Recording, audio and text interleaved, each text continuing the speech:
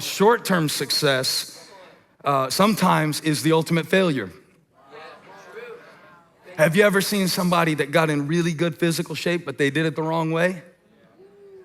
And then it ended up just creating this cycle to where they just keep losing weight and then taking weight off. And it's like, well, man, if you do a good thing the wrong way, that becomes its own problem. So you can have a short-term success and a long-term failure. You can have a short-term failure and a long-term success, right? And many of you have experienced that in your life. How many of y'all had a breakup that was a blessing? Let me ask it like this. How many of y'all would be living with somebody who would make you want to move out if God would have answered your prayers like Garth Brooks said, some of God's greatest gifts? I saw Garth on the Billboard Awards last night. Did you see him? And it started making me feel like a failure.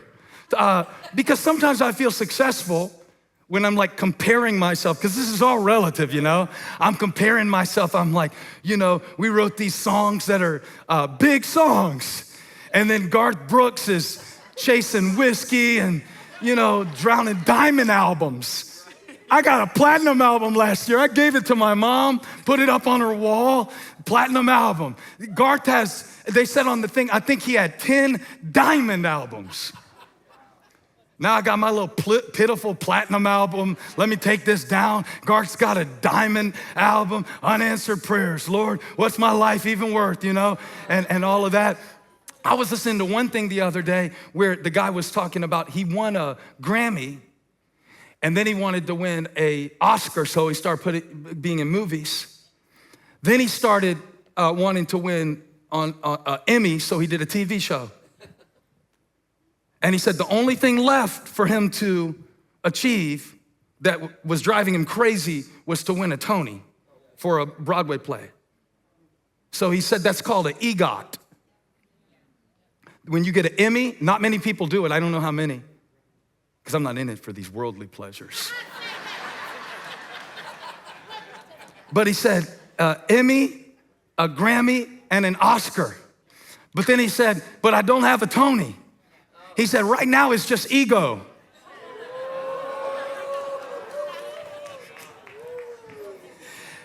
Now, how many things that the world calls success, how many things that the devil uses to get you to think, remember last week, that my life doesn't matter, is just ego. He said, I gotta get an EGOT. And then I start thinking about what I got. Somebody say, I got. Oh, put it in all caps in the worldwide EFAM chat. Somebody say, I got. Mercy. I got. Grace. I got. Love, joy, peace, patience, kindness, goodness, faithfulness, gentleness, and self-control. I got the fruit of the Spirit. Yeah. I got it. I got it. I didn't earn it, but I got it. Okay. So Paul is like, I don't yet. Woo! I get loyalty and royalty and all of that. Paul said, I got it inside of me. I got courage to make it no matter the outcome. I got it. I got it. Pressing toward the mark to take hold of the prize for which Christ Jesus has already taken hold of me. I already got it. And the guy was talking about all those Grammys and Tonys, and he said, I don't know why I think the next one is gonna make me feel any better. It didn't do what I thought it was gonna do. Have you ever had that before? I haven't won a Grammy or anything like that either, but have you ever got it? Have you ever got it? And when you get it and it's empty, it's a really weird feeling. It's almost worse than never getting it. But Paul is showing us something here. And remember, coming back to this theme, are you in control? You are in control of what success means to you. And if you align that with the worldly definition of success, you can expect at some point an emptiness that comes when we try to give our own definitions to God's concepts. I found out you can really make anything mean anything you want it to mean, even in the Bible. It's like if we were talking to Paul and we were talking about what is failure and what is success, it would be a very confusing class. Because right here he's saying in Philippians 1, what's happening right now, the gospel is succeeding even though I'm in prison. And he uses the word, I don't know if you noticed it, he said fruitful. This means more fruitful labor. So he says it's working in me. It's working in me, even though the work that he could do was limited. And sometimes I say things like this and I don't break it down because I know you're not in prison physically. You're watching this. I know that you're not necessarily, a preacher, apostle of the gospel like Paul would. I understand that. I know you're not sitting there thinking maybe about Oscars or Tonys or anything like this, but I think the dynamic applies to everybody listening to me, and I want to know if I'm right, is that like how Solomon said, meaningless, everything is meaningless.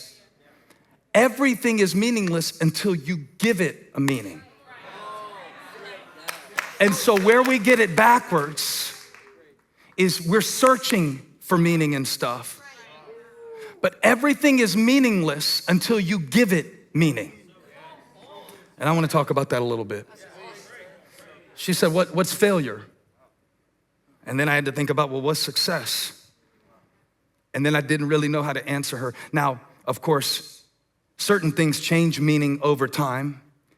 And since we're talking about what does it mean today, we can all agree that from generation to generation, it's funny because when you're first raising your kids, you have to tell them what words mean. And then when they turn to teenagers, they have to tell you what words mean, right? How many got teenagers or you used to have them or something like that? Well, they sometimes save you a lot of trouble. Elijah is my sermon collaborator. I don't want him to, really hear this because he'll start wanting a royalty or something like that. But he helps me on multiple levels. And one thing that he'll do sometimes is he'll say, Dad, don't say that.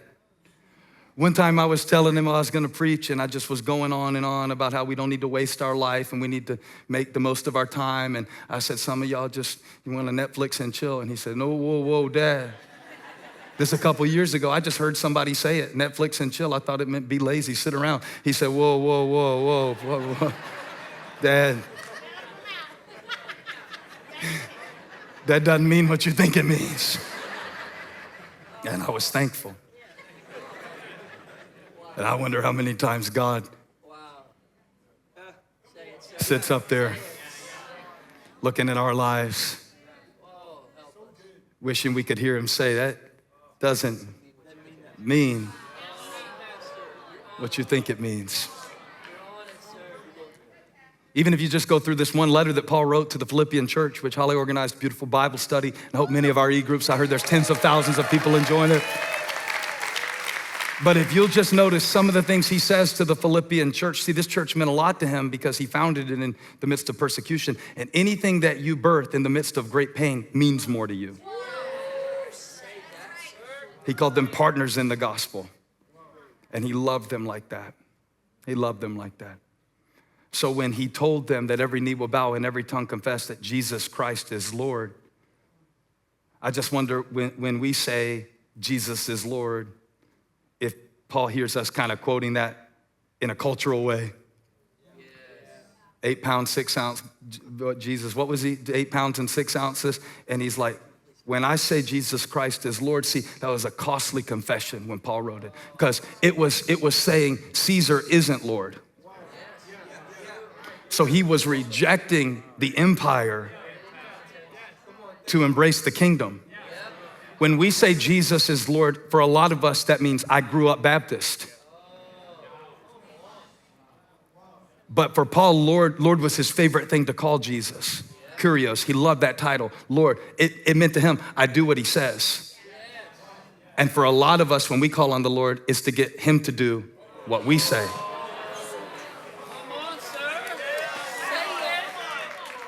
And that's why when Paul says, whether I live or die, that's up to God. He's Lord. That's not what it means. It doesn't mean what you think it means. Jesus is Lord. That means that I trust him with what I can't control, right? Or here's another one. I know you know this one because I mentioned it earlier. Rejoice in the Lord. We think that means sing. I asked 5 people to get ready for this sermon. I said, what comes to your mind when you hear rejoice? They said, clap, sing, shout. Well, Paul's not shaking a tambourine in his imprisonment. When Paul's talking about rejoice, he's talking about the remembrance of the reason that he was called. For Paul, rejoicing is far more than just an external expression. It's an internal decision. Y'all hear me? It's a decision, rejoice. And again, I say rejoice, he says in Philippians 4. But here's the best one where I bet when he hears us quote this one, he's like, whoa, whoa, whoa, whoa, whoa. That doesn't mean what you think it means. I can do, this is Philippians 4:13, all things through Christ who strengthens me. Paul's like, that does not mean that you can play in the NBA. You are 5'6" and uncoordinated.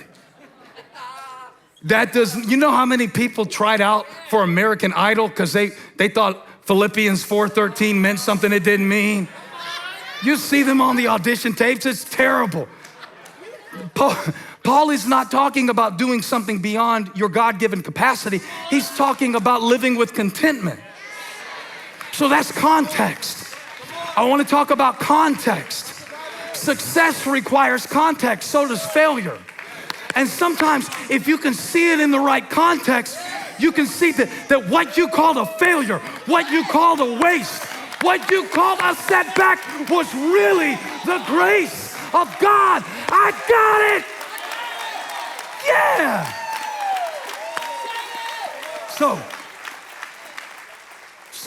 So it doesn't mean what you think it means. What does it mean? It doesn't mean what you think it means. Church doesn't mean building.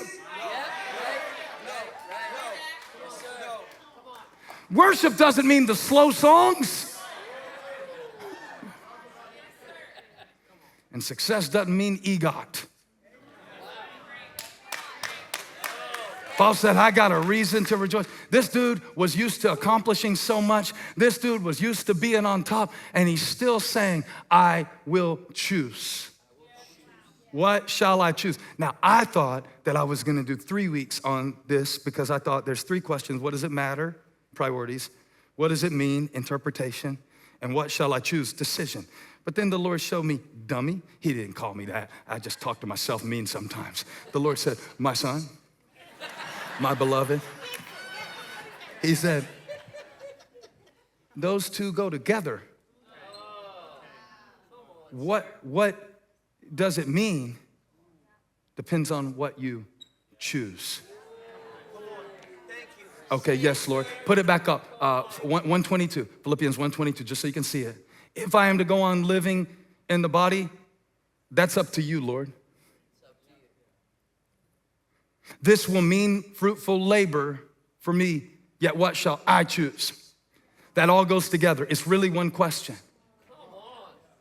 He's praying, all right, Lord, what you do is up to you. And I feel like he'd probably even say that to his jailer. What you do is up to you. But what it means is up to me. See, they would chain a prisoner to a guard. Paul said, you can chain me to you if you want to. But all that means to me is I've got a captive audience to preach to. Let me button up this flannel and wait for y'all to get it. Because I hear God saying, I'm not chained to it, it's chained to me. So what you do is up to you. But what it means, somebody shout, it's up to me. It's up to me what it means. It's up to me what it means. It means, Paul said, fruitful labor. I am choosing to work with God. Labor, work. I am going to work with God, not against God. So I hear the Lord saying, work with me. work with me. Do not fight against what I am bringing into your life. Work with me. Cooperate with the grace that I have given you in this season of your life. Hey, thank you for watching. Make sure you subscribe to this channel so you don't miss a single video or live stream, and share this video with a friend. And don't forget, you can join me live every Sunday. Thanks again for watching.